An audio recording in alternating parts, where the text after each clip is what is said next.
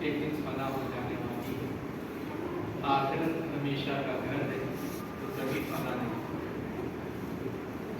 دنیا دھوکے کا گھر ہے۔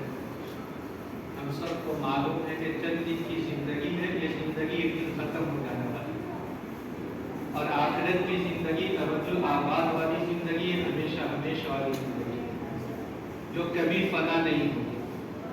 اور پھر آخرت کے اندر جو نعمتیں اللہ تعالیٰ نے ایمان والوں کے لیے تیار کر رکھی ہیں، جناب نبی کریم صلی اللہ علیہ وسلم نے ارشاد فرمایا جس کا مفہوم یہ ہے ما لا عین رأت ولا اذن سمعت ولا خطر علی قلب بشر۔ ایسی نعمتیں اللہ نے ایمان والوں کے لیے، اور ایمان والے میں جو اعمال صالحہ جنہوں نے نیک اعمال کیے، رب کو راضی کر کے دنیا سے گئے، اللہ کی فرما برداری کی، رب کی مرضی کے مطابق زندگی گزارنے کی کوشش کی، اور رب کے کھینچے ہوئے خط کے مطابق دنیا میں چلتے رہے لائن کے مطابق۔ تو اللہ کے نبی فرماتے ایسی نعمتیں اللہ نے تیار کر رکھی ہیں ما لا عین رأت، کسی آنکھ نے دیکھا بھی نہیں، ایسی ایسی نعمتیں، ولا اذن سمعت، نہ کسی کان نے سنا ہوگا، ولا خطر علی قلب بشر، اور نہ کسی انسان کے دل پر ان نعمتوں کا گزر دنیا میں ہوا ہوگا۔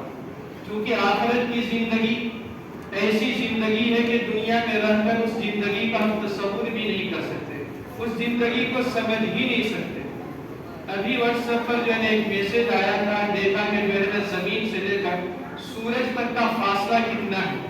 اگر ہوائی جہاز سے فی گھنٹہ 900 کلومیٹر کے رفتار سے ہم چلے تو 1900 سال لگیں گے، 19 سال لگیں گے۔ تو اب اتنا بتائیے جو رب اتنا بڑا ہے، اتنا عظیم ہے کہ سورج تک پہنچنے میں 19 سال لگیں گے ہوائی جہاز سے، اور فی گھنٹہ 900 کلومیٹر کی رفتار سے چلتے ہیں، تب جا کر کے ہم سورج تک پہنچ سکتے ہیں۔ تو اور رب جو اتنا جو ہے نا بڑی دنیا بنایا، آسمان بنائے، چاند بنائے، ستارے بنائے، ایمان والوں کے لیے جنت میں کیا کیا نہ بنایا ہوگا۔ اللہ پاک فرماتے ہیں وَفِيهَا مَا تَشْتَهِيهِ الْأَنفُسُ وَتَلَذُّ الْأَعْيُنُ وَأَنْتُمْ فِيهَا خَالِدُونَ۔ بس فِيهَا مَا تَشْتَهِيهِ الْأَنفُسُ، ایمان والے جنت والے جس کی اشتہا کریں گے، خواہش جس کی چاہت اور طلب ہوگی جنت میں جن نعمتوں کی، وہ سب کے سب حاصل ہوگی، بغیر طلب کے پہنچ جائے گی۔ ادھر جو ہے نا بس دل میں اس کا اشتہا، اس کی خواہش، اور ادھر اللہ تعالیٰ کی طرف سے انعام اور اکرام ہوگا۔ وَتَلَذُّ الْأَعْيُنُ، اور ایسی ایسی نعمتیں اللہ تعالیٰ نے پیدا کر رکھی ہیں کہ اس سے جو ہے نا آنکھوں کو لذت اور سرور حاصل ہوگا، سارا غم انسان بھول جائے گا۔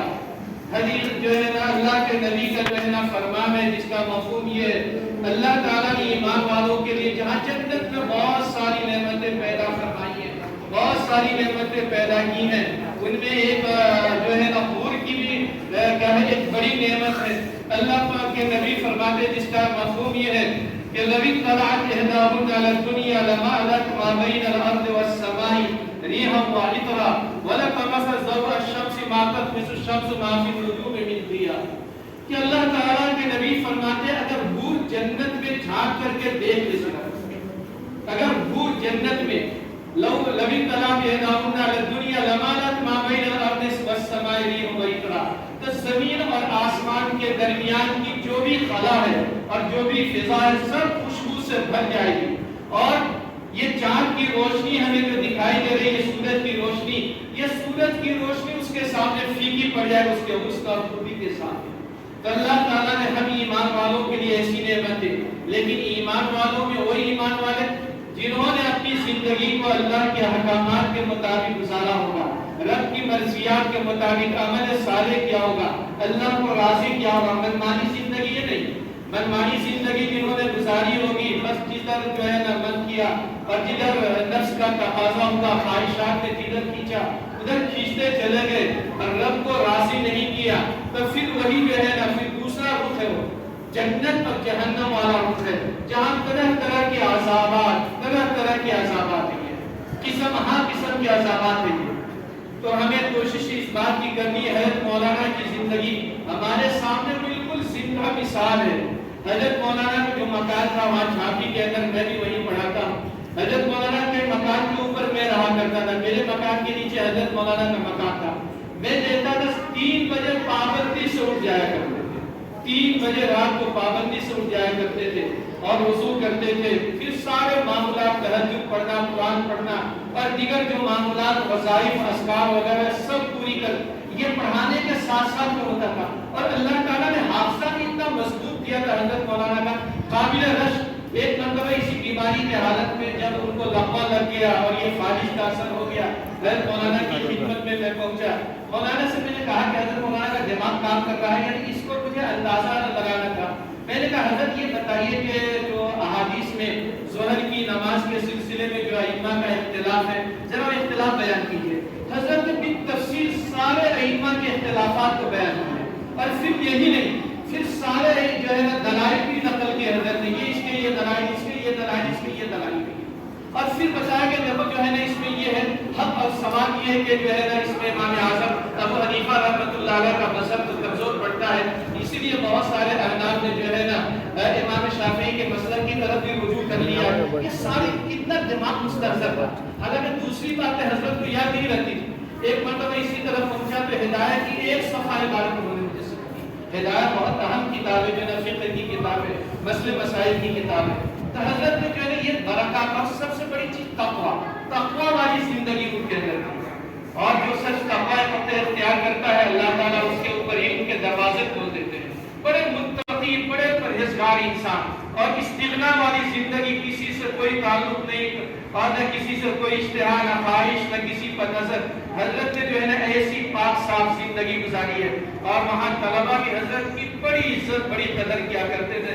طلبہ بھی بہت مانوس, اساتذہ بھی جو ہے نا بہت برے رہتے تھے. اساتذہ ان کی نیکی کی وجہ سے, نیک طبیعت کی وجہ سے, حضرت کی جو ہے نا نیک صفات کی وجہ سے. اور حضرت کے آنے کے بعد ایسا محسوس ہو رہا ہے, حضرت کی زندگی نے جتنا مجھے متاثر کیا, اب تک کہ کسی کی زندگی نے اتنا متاثر نہیں کیا. حالانکہ 24 گھنٹہ جو ہے نا میں حضرت کے ساتھ رہا کرتا تھا. میں اپنی یہ جو ہے نا اس زندگی کے اندر میں نے جو محسوس کیا اپنی زندگی کے اندر, حضرت کی زندگی نے میری زندگی کے اندر جو اثر ڈالا ہے, شاید کہ کسی کی زندگی نے میرے اندر اس طرح اثر نہیں ڈالا. بڑے متقی پرہیزگار انسان, بڑے متقی پرہیزگار. اللہ تعالیٰ نے تقویٰ والی میرے زندگی عطا فرمائی تھی. تقویٰ والی زندگی, خوف خدا والی زندگی, اور اسی طریقے سے عبادت اور ذکر, اذکار, یہ ساری جو ہے نا حضرت کے اندر یہ صفات ہے. حضرت کے تو بہت سارے جو ہے نا ایسی جو ہے باتیں ہیں جو یاد کے لائق ہیں. مولانا فاروق صاحب ہیں, یہ ہمارے مدرسے کے بہت قابل قدر اساتذہ میں شمار ہوتا ہے. اللہ تعالیٰ نے بڑی استعداد سے نوازا ہے. موقر اساتذہ میں, ہمارے ادارے کے موقر اساتذہ میں حضرت کا شمار ہوتا ہے.